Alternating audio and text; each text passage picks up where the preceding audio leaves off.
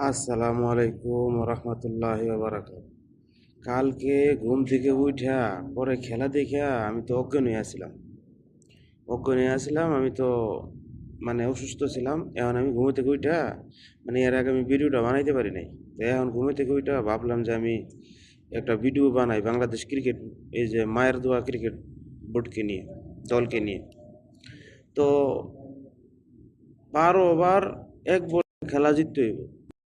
যদি জিততে পারি তাহলে আমি যাইতে পারবো দ্বিতীয় রাউন্ডে বা সেমিফাইনালে।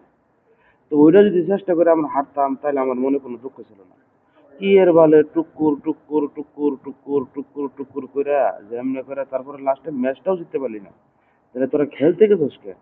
আর তোরা যে খেলতে গেছস গেছস গেছস ভালো করছস। আচ্ছা, এই যে কি এর বলে রাসেল ভাই হারাইছে, তার ইয়ার আগে করোনাই ছিল। তাহলে এই করোনা টাইমে আর এই যে রাসেল ভাইবার কি হ্যাঁ চোখে দেয় না এই পাপনের, তারপরে এই যে শান্ত, লিটন, সৌম্য, এগো কি চোখে দেয় না? সাকিবের এগো চোখে দেয় না?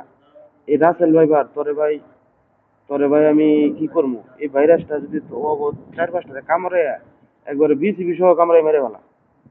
এই পাপনেরও সহ আগে, পাপনের আগে কপালের মধ্যে একটা কামড় দেয়, ঠিক আছে? তাহলে আমি খুশি হইতাম।